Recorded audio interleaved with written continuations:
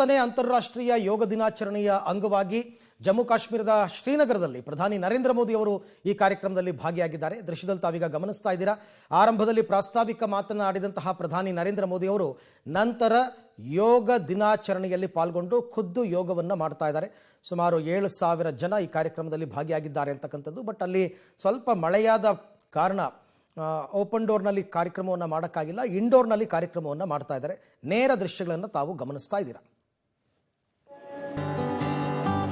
यहाँ ब्राह्मणी प्राणायाम तुरंत तनाव अवसाद चिंता को दूर करता है।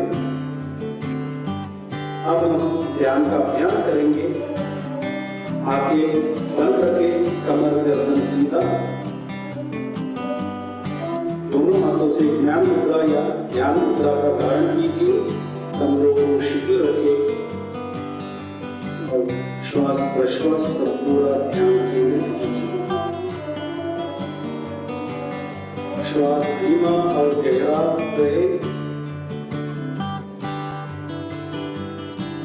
पूरा ध्यान श्वास प्रश्वास में।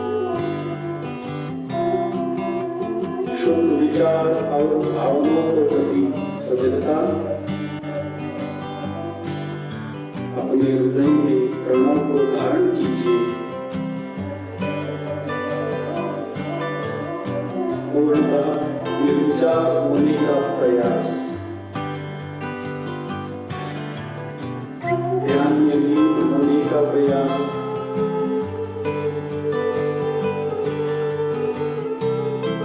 गहरा लंबा श्वास लीजिए और गहरा लंबा श्वास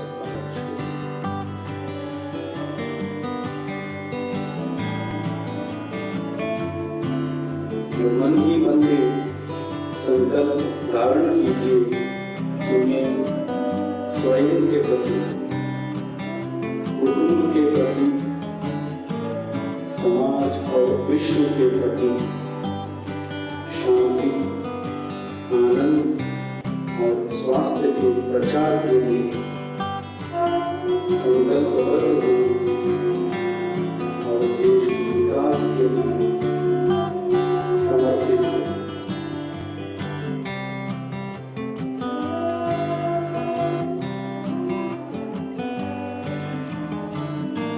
अब हम शांति के सद्भावना के मंत्र के साथ आज का अभ्यास समाप्त करेंगे।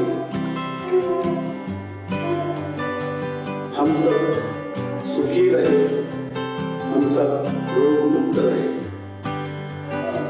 हम सबका जीवन मंगलमय ಅಷ್ಟೇ ಕಾರ್ಯಕ್ರಮ ಮುಕ್ತಾಯದ ಹಂತಕ್ಕೆ ಬಂದಿರತಕ್ಕಂಥದ್ದನ್ನು ಗಮನಿಸ್ತಾ ಇದ್ದೀವಿ.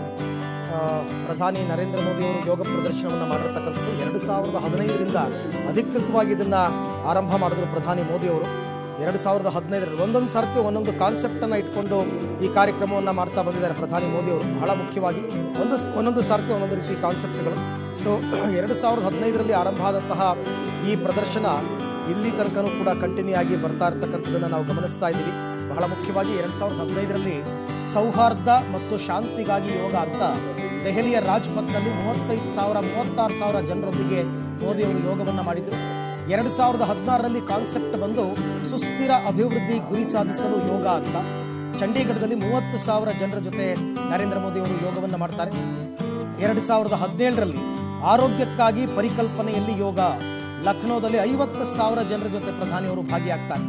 2018ರಲ್ಲಿ ಶಾಂತಿಗಾಗಿ ಯೋಗ ಅಂತ ಕಾನ್ಸೆಪ್ಟ್, ಡೆಹ್ರಾಡೂನ್ನಲ್ಲಿ 50,000 ಮಂದಿಯೊಂದಿಗೆ ಮೋದಿಯವರು ಯೋಗವನ್ನು ಮಾಡ್ತಾರೆ.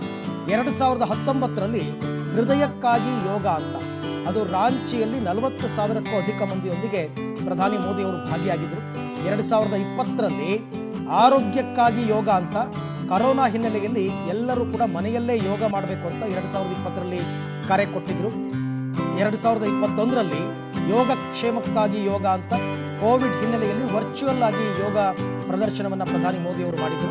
2022ರಲ್ಲಿ ಮನುಷ್ಯತ್ವಕ್ಕಾಗಿ ಯೋಗ ಅಂತ ಮೈಸೂರಿನಲ್ಲಿ ಬಹಳ ಮುಖ್ಯವಾಗಿ ಮೋದಿ ಹಾಗೂ 15,000 ಮಂದಿ ಮೈಸೂರು ಅರಮನೆ ಮುಂಭಾಗದಲ್ಲಿ ಯೋಗ ಪ್ರದರ್ಶನವನ್ನು ಮಾಡಿದರು.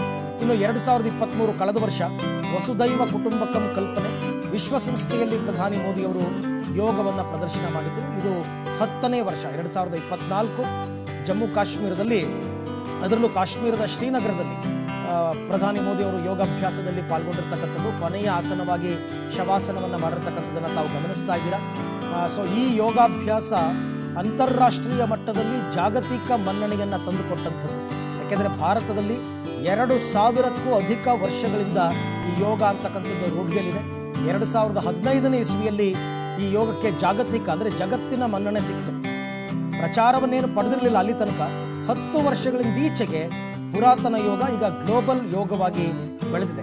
ಇದಕ್ಕೆ ಕಾರಣ, ಮುಖ್ಯವಾದ ಕಾರಣ ಪ್ರಧಾನಿ ನರೇಂದ್ರ ಮೋದಿ ಅವರು 2014 ಸೆಪ್ಟೆಂಬರ್ 27ನೇ ತಾರೀಕು ಪ್ರಧಾನಿ ವಿಶ್ವಸಂಸ್ಥೆಯ 69ನೇ ಸಾಮಾನ್ಯ ಸಭೆಯಲ್ಲಿ ಜೂನ್ 21 ಅಂತಾರಾಷ್ಟ್ರೀಯ ಯೋಗ ದಿನವನ್ನಾಗಿ ಆಚರಿಸಬೇಕು ಅಂತ ಕರೆ ಕೊಟ್ಟಿದ್ದರು.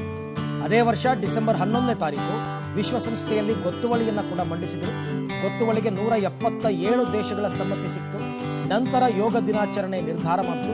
ಜೂನ್ 21, 2015ರಿಂದ ಇಲ್ಲಿಯ ತನಕ 10 ವರ್ಷಗಳ ತನಕ ಸತತವಾಗಿ ಅಂತಾರಾಷ್ಟ್ರೀಯ ಯೋಗ ದಿನಾಚರಣೆ ನಡ್ಕೊಂಡು ಬಂದಿದೆ.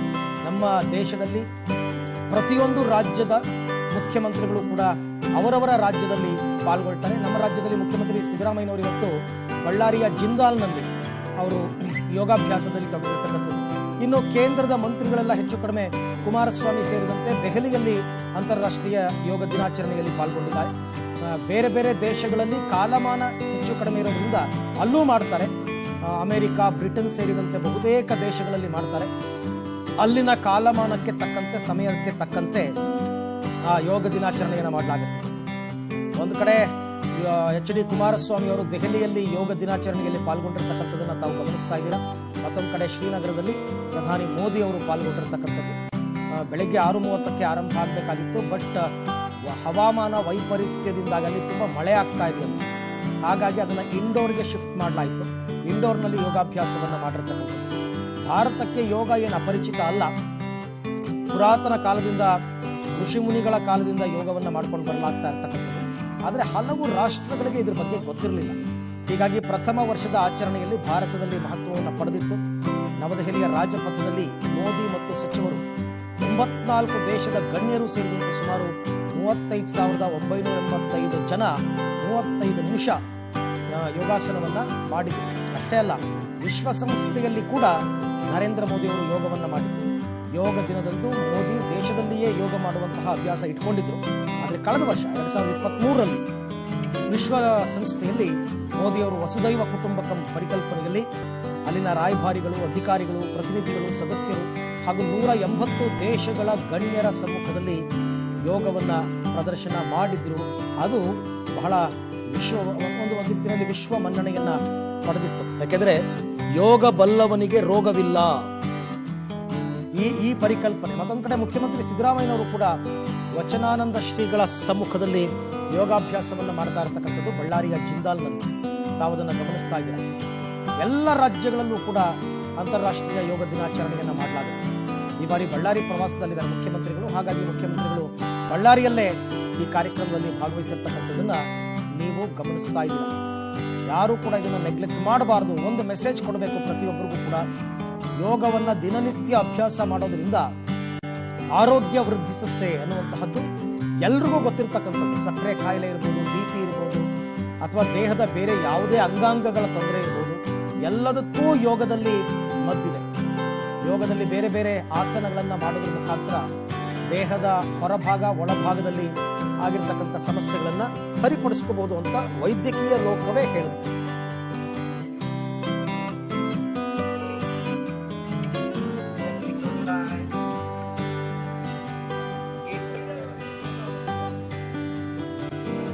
ತಲೆ ಕುತ್ತಿಗೆ ಬೆನ್ನುರಿ ನೇರವಾಗಿರಲಿ. ನೀವು ಕುಳಿತಿರುವ ಸ್ಥಳಕ್ಕಷ್ಟೇ ಎಲ್ಲ ಶಿರವೇ ಕಳಶ ಎಂಬ ಭಾವ ಇರಲಿ. ನಿಧಾನವಾಗಿ ನಿಮ್ಮ ಉಚ್ಛ್ವಾಸ ನಿಶ್ವಾಸವನ್ನು ಗಮನಿಸಿ. ಸ್ಲೋಲಿ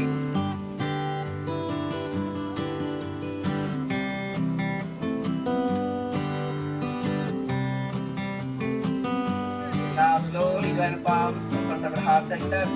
ಕೈಗಳನ್ನ ನಮಸ್ಕಾರ ಮುದ್ರೆ ಮಾಡ್ಕೊಳ್ಳಿ. ನಮಸ್ಕಾರ ಮುದ್ರೆ ಮಾಡ್ಕೊಳ್ಳಿ. ಎಲ್ಲರೂ ಏಕಕಾಲಕ್ಕೆ ನಮ್ಮೊಂದಿಗೆ ಓಂಕಾರ ಮಂತ್ರವನ್ನು ಹೇಳೋಣ. ಆಳು ಉಸಿರು ತೆಗೆದುಕೊಳ್ಳಿ.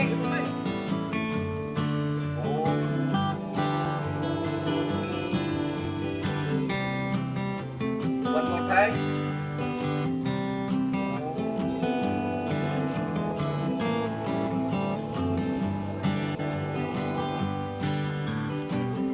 ಕಣ್ಣುಗಳು ಮುಚ್ಚಿಕೊಳ್ಳಿ. Gently close your eyes.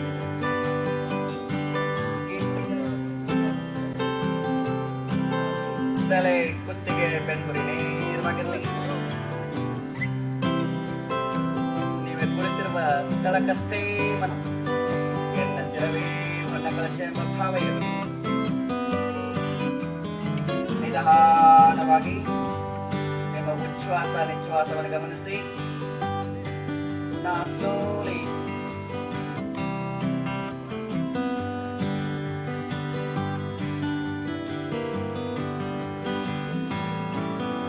Now slowly join palms in front of your heart center.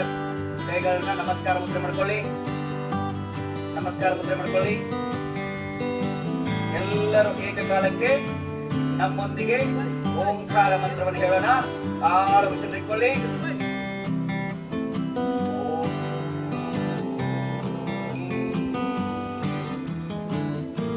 One more time.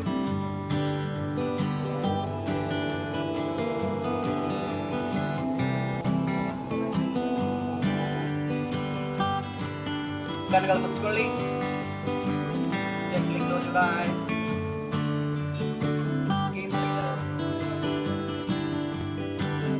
ತಲೆ ಕುತ್ತಿಗೆ ಬೆನ್ನುಹುರಿ ನೇರವಾಗಿರಲಿ. ನೀವೇ ಕುಳಿತಿರುವ ಸ್ಥಳಕ್ಕಷ್ಟೇ ಮನ. ಎನ್ನ ಶಿರವೇ ಹೊನ್ನ ಕಲಶ ಎಂಬ ಭಾವ ಇರಲಿ. ನಿಧಾನವಾಗಿ ನಿಮ್ಮ ಉಚ್ಛ್ವಾಸ ನಿಶ್ವಾಸವನ್ನು ಗಮನಿಸಿ.